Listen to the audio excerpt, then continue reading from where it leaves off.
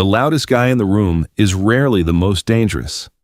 When an undefeated MMA fighter decided to boost his ego by bullying a quiet, gray-haired trucker at a Texas diner, he expected a quick submission.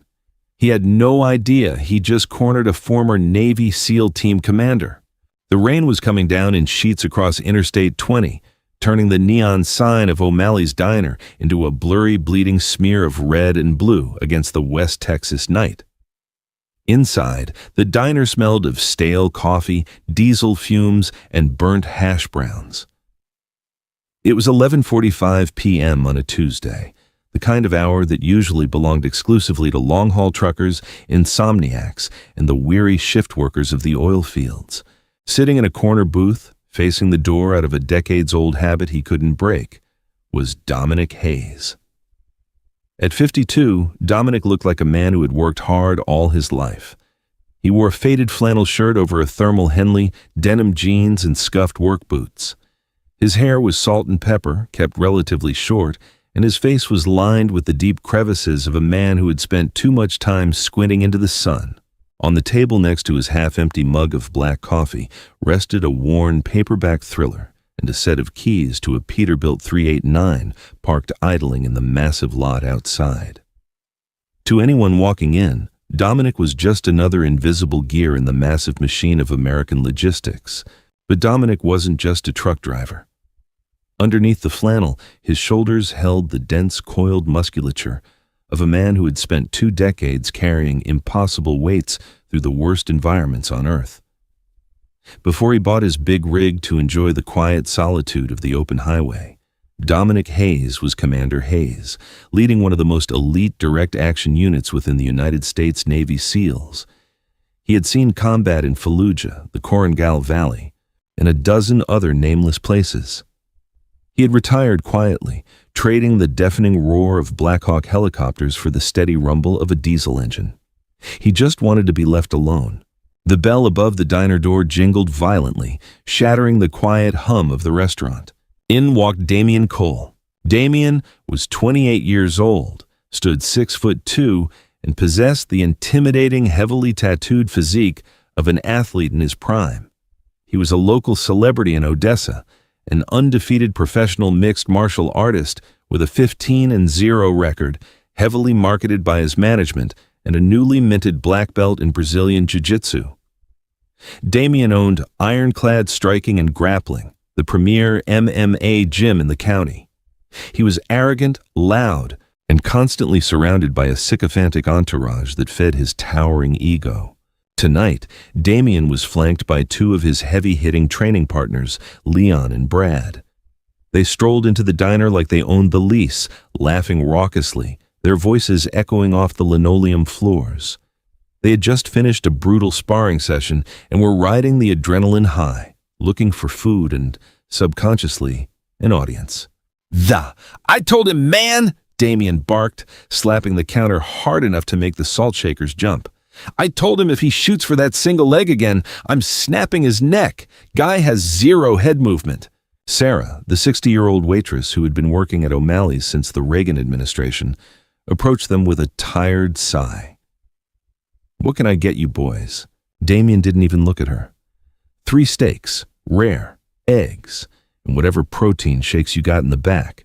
He tossed his heavy, sweat-soaked gym bag carelessly onto the counter. The bag slid across the slick formica, catching the edge of Dominic's coffee mug on the adjacent corner of the booth. The heavy porcelain tipped, sending a wave of scalding dark roast cascading directly over Dominic's paperback and pooling against his forearm. The diner fell dead silent. The only sound was the hissing of the grill in the back. Dominic didn't jump. He didn't curse. He slowly pulled his arm back, picked up his soaked paperback, and shook the liquid off the pages. He grabbed a handful of paper napkins from the dispenser and began to methodically dab at the table. Leon nudged Damian, pointing at the spill and snickering. Damian finally looked over. Instead of apologizing, a smug grin spread across his face. He thrived on intimidation.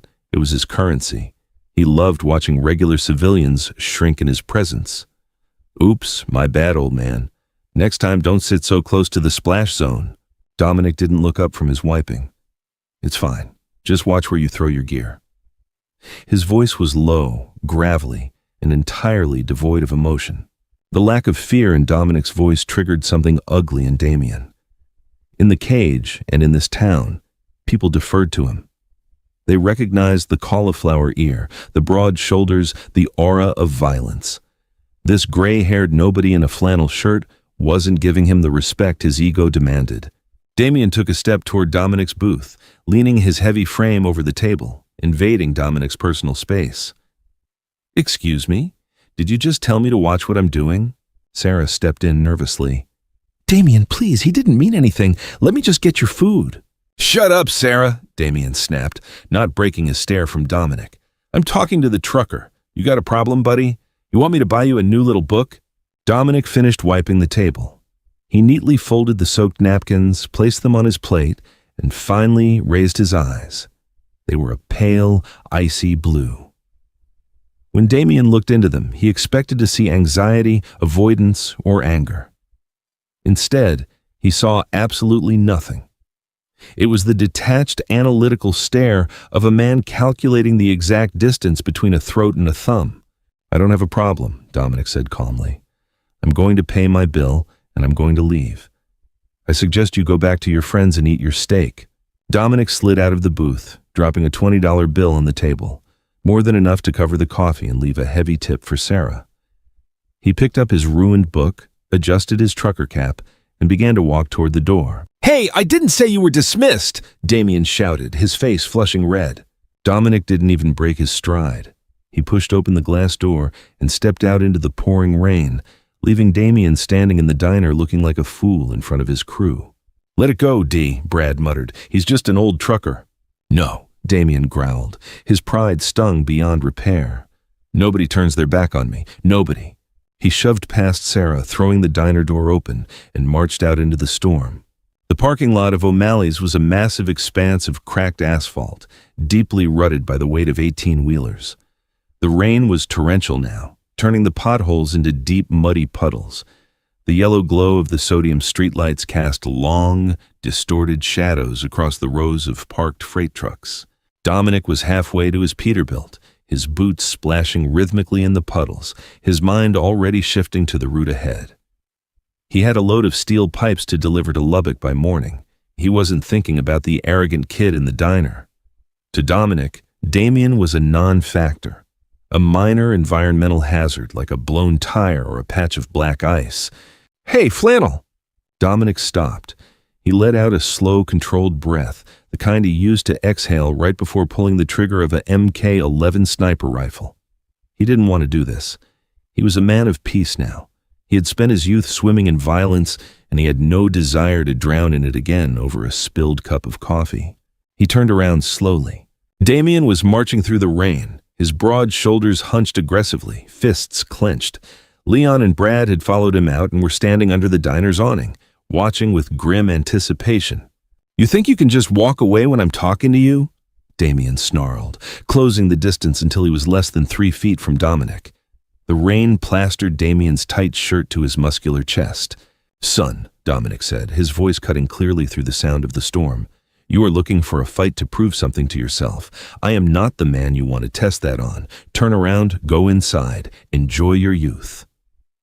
It was a sincere warning, but to Damien's ears it sounded like patronizing disrespect. "I'm going to put you to sleep, old man," Damien sneered. Damien moved with the lightning speed of a professional athlete.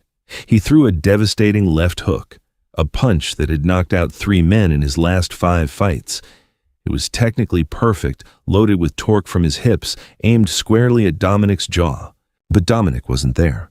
To an MMA fighter, a fight is a sport with rules, a referee, a mat, and a bell. To a Tier 1 operator, a physical altercation is a life-or-death crisis to be neutralized in milliseconds using the path of least resistance.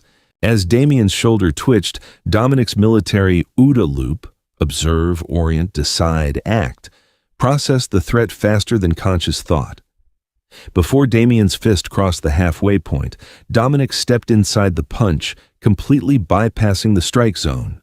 Dominic's left hand shot up, not to block, but to parry the bicep, redirecting Damien's momentum forward. Simultaneously, Dominic dropped his weight and brought his right boot sharply into the side of Damien's lead knee. Not a hard, bone-breaking kick, but a perfectly timed structural disruption.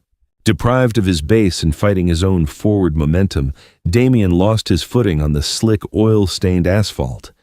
He went down hard, face first into a puddle of muddy rainwater, scraping his chin on the gravel. Under the awning, Leon and Brad gasped. The undefeated champion had just been dumped on his face by a guy who looked like a hardware store manager. Damien scrambled to his feet, spitting mud, his eyes wide with a mixture of shock and uncontrollable rage. "You lucky old bastard!" he screamed. Abandoning his striking, Damien reverted to his bread and butter, his grappling. He lunged forward for a double-leg takedown, intending to drive Dominic into the concrete, mount him, and rain down elbows. Dominic saw the level change instantly. He didn't try to sprawl like a wrestler.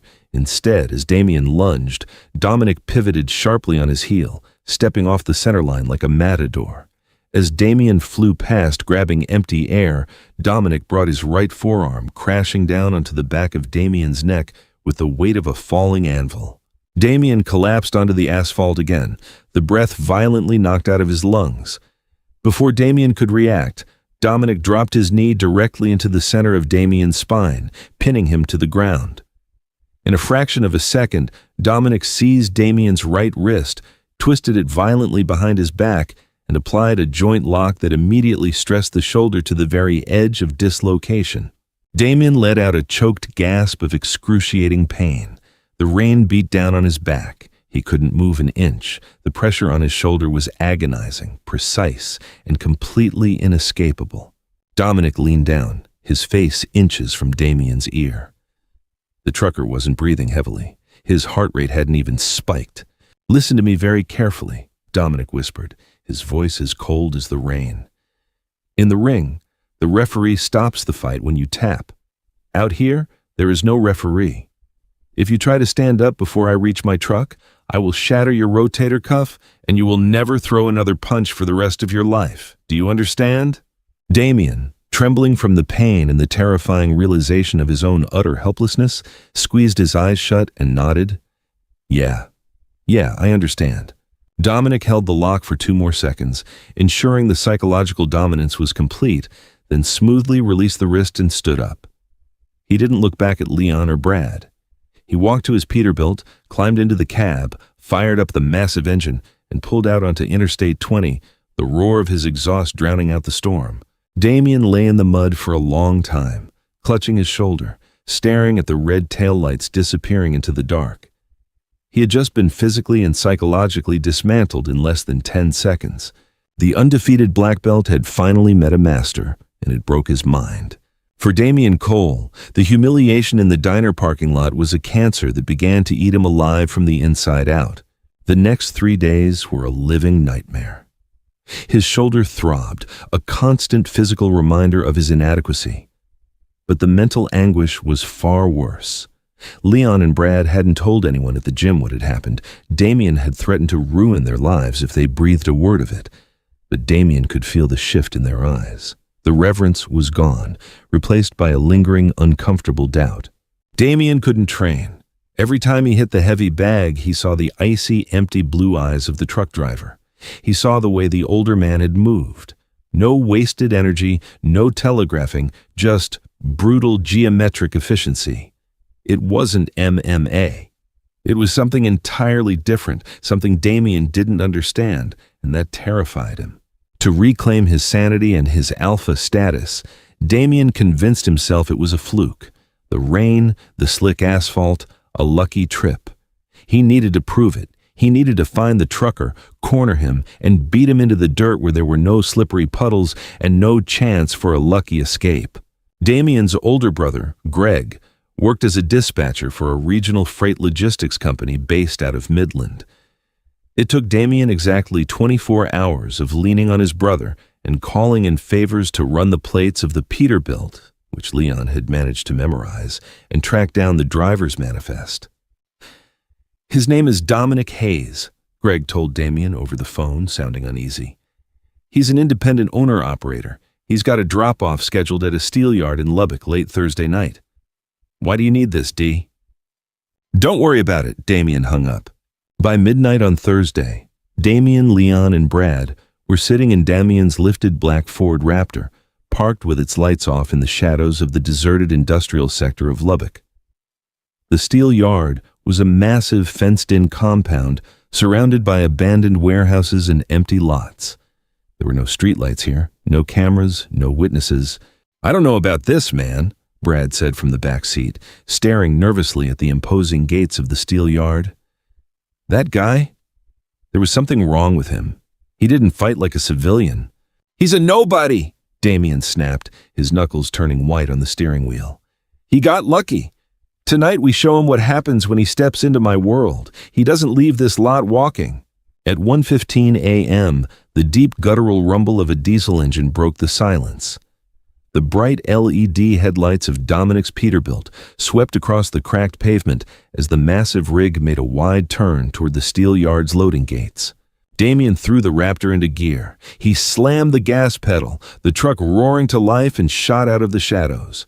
He positioned the Raptor directly in front of the locked steel yard gates, aggressively cutting off the Peterbilt and forcing Dominic to slam on his air brakes. The massive semi hissed to a halt, nose to nose with the pickup. Damien kicked his door open and stepped out into the cold night air. Leon and Brad followed, grabbing heavy aluminum flashlights from the center console. Inside the cab of his truck, Dominic Hayes sat perfectly still. He looked down at the three men illuminated by his headlights.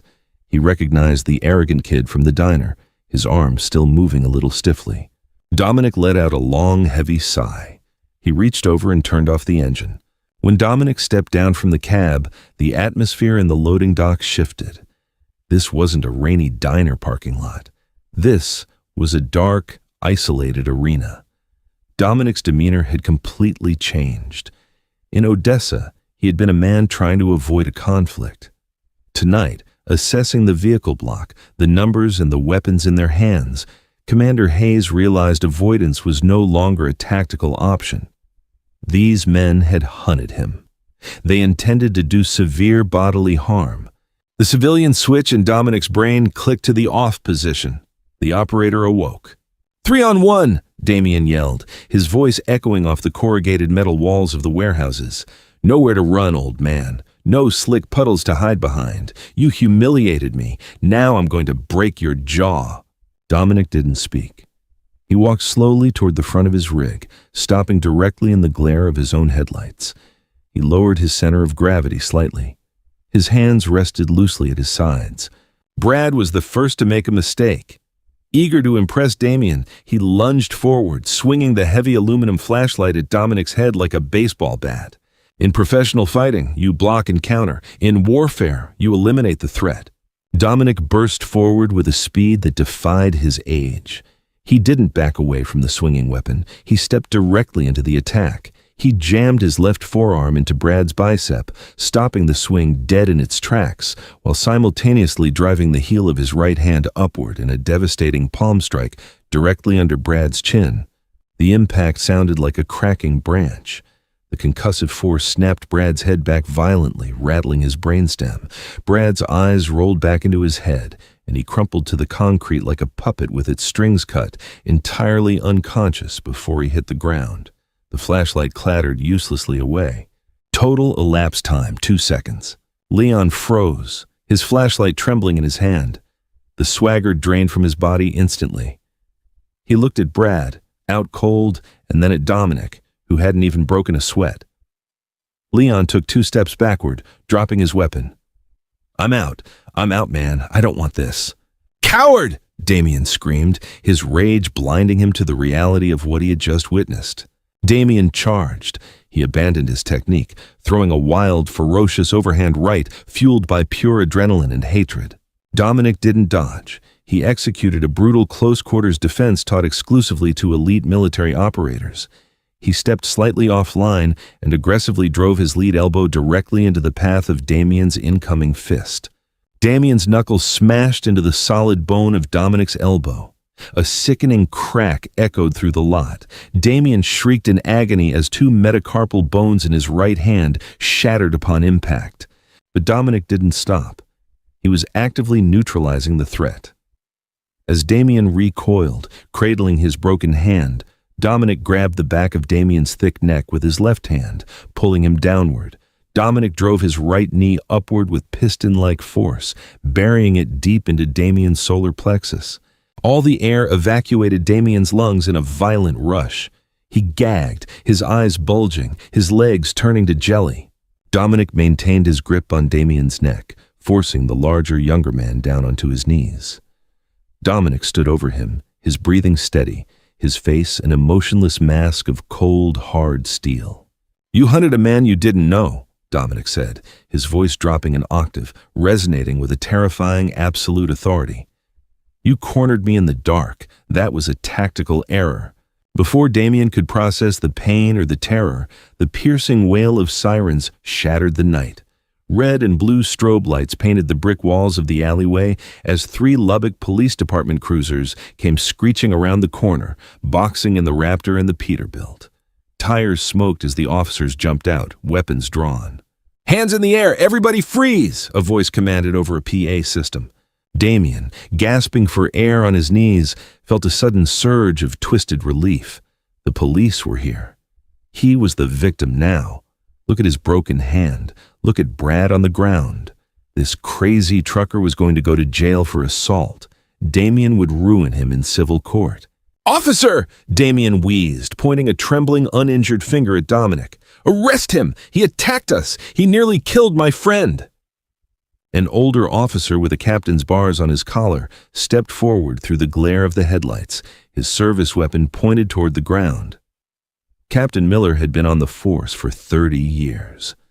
He approached the scene, his eyes moving from the unconscious Brad to the kneeling, broken Damien, and finally to the gray-haired man standing calmly with his hands raised in the air.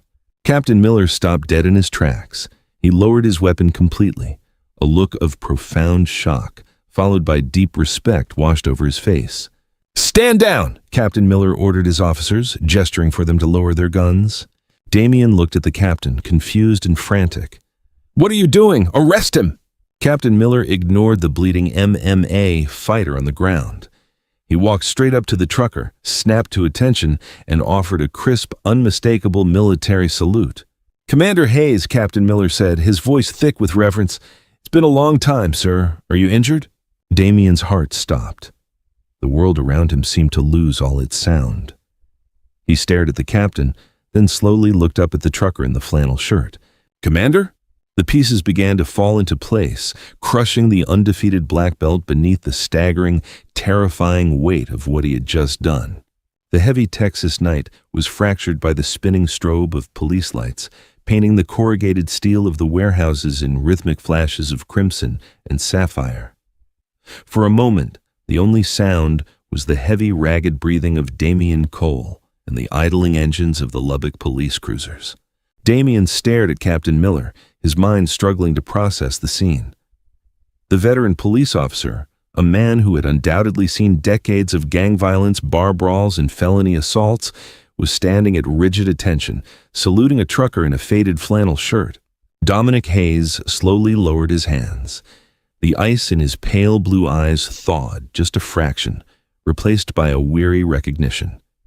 He returned the salute with a crisp, fluid motion that spoke of muscle memory etched deep into his bones.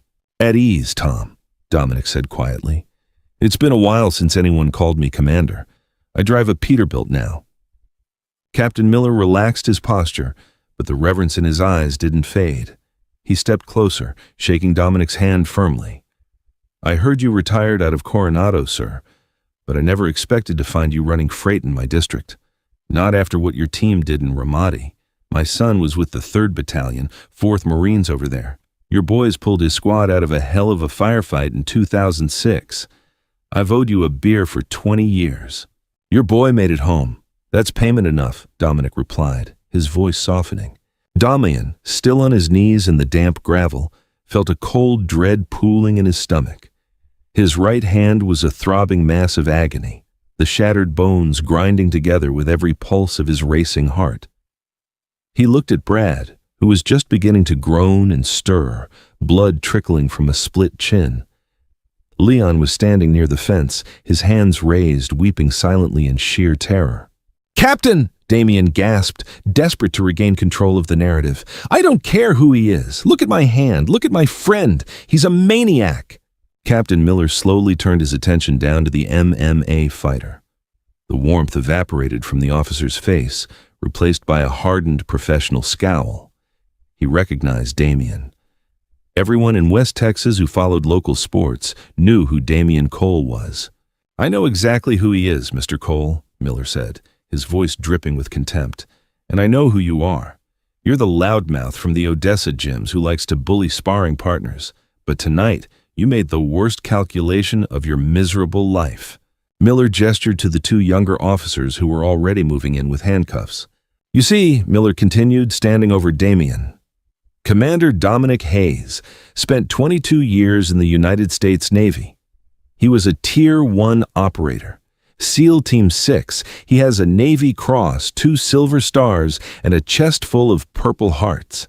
He has survived ambushes by hardened insurgents in the Korengal Valley and door-to-door warfare in Fallujah. And you brought a flashlight and 2 gym buddies to a fight with him?" The words hit Damien harder than Dominic's knee had. SEAL Team 6, the undefeated black belt, the local champion, the apex predator of the regional MMA circuit, suddenly realized he was nothing more than an infant playing with a loaded gun. The sheer scale of Dominic's background eclipsed Damien's entire world. Damien had spent his life training to win rounds in a padded cage with a referee ready to jump in. Dominic had spent his life in environments where losing meant you didn't go home in a box. You just didn't go home at all. He assaulted us," Damien stammered, though the words tasted like ash in his mouth. Dominic finally spoke, walking slowly toward the front of his rig. He reached up and tapped a small black plastic square mounted near the top of his windshield. "High-definition dash cam, son," Dominic said, his tone devoid of anger, merely stating facts. "It's got night vision and audio. It recorded your Ford Raptor cutting me off. It recorded you and your friends exiting with weapons. It recorded you declaring your intent to commit grievous bodily harm. Under Texas law, I was well within my rights to use lethal force to defend my life against an armed 3-man ambush. You should be thanking God I decided to dismantle you instead of bury you." The remaining color drained from Damien's face. The physical pain in his shattered hand was suddenly overshadowed by the crushing weight of his impending reality. Aggravated assault with a deadly weapon, reckless endangerment, conspiracy. His career wasn't just paused, it was entirely annihilated. "Cuff him," Captain Miller ordered. "Read them all their rights. Get an ambulance for the one on the ground, and call a tow truck for that Raptor. It's evidence now." As the officers hauled Damien to his feet, ignoring his winces of pain as they secured his left wrist to his belt, he looked over his shoulder. Dominic Hayes wasn't gloating. He wasn't celebrating a victory. The older man was simply inspecting the front bumper of his Peterbilt for damage, his mind already returning to the steel pipes he had to deliver. To Dominic, Damien wasn't a conquered enemy. He was just a delay in the schedule. And to Damien's shattered ego, that total indifference was the most devastating blow of all. 4 months later, the West Texas wind was howling across the plains, kicking up dust devils that danced along the shoulder of Route 285. Damien Cole sat in a vinyl booth at a roadside diner just outside of Pecos. He looked different. The arrogant swagger that used to radiate from his pores was completely gone. He had lost 15 pounds of muscle.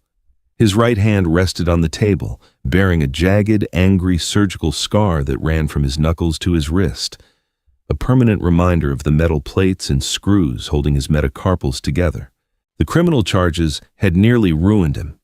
It took his life savings, a top-tier defense attorney, and Dominic Hayes' surprising refusal to aggressively pursue the maximum penalty to keep Damien out of a state penitentiary. He had pled down to a severe misdemeanor, slapped with thousands of hours of community service and 5 years of strict probation. But the public fallout had been absolute. Leon had talked. The story of the invincible Damien Cole getting put down in 2 seconds by a gray-haired trucker spread through the MMA community like wildfire. His sponsors dropped him. His gym membership plummeted. He was a laughingstock. The bell above the diner door jingled. Damien looked up. Dominic Hayes walked in. The older man looked exactly the same. Faded jeans, work boots, a plain jacket. He paused, spotting Damien in the booth. For a fraction of a second, the tactical computer in Dominic's brain assessed the environment, checking Damien's hands, his posture, and the exits. Recognizing no threat, Dominic's posture softened. Damien didn't stand up to posture. He didn't sneer. He simply raised his left hand in a meek, awkward greeting. Dominic walked over and slid into the booth across from him. "You've got a lot of nerve tracking my routes, Cole. I told the dispatcher to keep my manifests private. Greg got fired for giving me your route the first time," Damien said quietly, staring into his black coffee. "I didn't hack your company. I've just been sitting at truck stops along your usual corridor for 3 weeks, hoping I'd run into you." Dominic signaled the waitress for a coffee. "Why?" Damien took a deep, shaky breath. He looked at his scarred right hand. "The doctors say I'll never have the grip strength to grapple at a professional level again. The torque required for a kimura or a rear naked choke, the bones won't hold up. My career is over." Dominic didn't offer any fake sympathy. "Every action has a consequence. You rolled the dice in the dark and you lost." "I know," Damien said, his voice cracking slightly. He looked up, meeting Dominic's icy blue eyes. But this time, Damien didn't look away. "I'm not here to complain. I'm here to say thank you." Dominic's brow furrowed slightly. "Thank me for shattering your hand and ruining your life." "For saving it," Damien corrected. "I was out of control, Mr. Hayes. I thought because I could beat people up in a cage, I was a god. I surrounded myself with yes men. I bullied people because I was terrified of being average. If it hadn't been you in that steel yard, if it had been someone with a gun or someone who didn't have your restraint, I'd be dead. Or I would have ended up killing some poor civilian and spending life in prison." The waitress dropped off Dominic's coffee. He took a slow sip, studying the broken young man across from him. The hatred was gone from Damien's eyes, replaced by a profound, humbling emptiness that Dominic recognized. It was the look of a man who had survived a crucible and was now desperately trying to figure out how to rebuild his soul. "Martial arts," Dominic said slowly, "was originally designed to protect the weak from predators, to cultivate discipline, respect, and inner peace. You bastardized it. You used it to become the predator." "I know," Damien whispered. "The cage is a game," Dominic continued, leaning forward. "It has rounds. It has a doctor on standby. Real violence, the kind of violence that happens in the mud in the dark where there are no rules, is ugly, sickening, and tragic. Anyone who goes looking for it is a fool. Anyone who glorifies it has never actually seen it." "How do you carry it?" Damien asked, genuine desperation in his voice. "Knowing what you can do, knowing what you've done. How do you just drive a truck and let people spill coffee on you?" Dominic looked out the window at his massive Peterbilt gleaming in the afternoon sun. "Because I know exactly what I am," Dominic said softly. "I don't need to prove it to a waitress or to a kid in a diner. True strength isn't the ability to destroy everything in your path. True strength is having the absolute capacity for destruction and choosing to be gentle instead. You are a black belt in jiu-jitsu, Damien. You learned the mechanics of breaking a man. Now, you need to learn the discipline of building yourself." Damien absorbed the words, feeling them settle into the empty spaces of his shattered ego. He reached into his jacket with his good hand and pulled out a thick leather-bound notebook.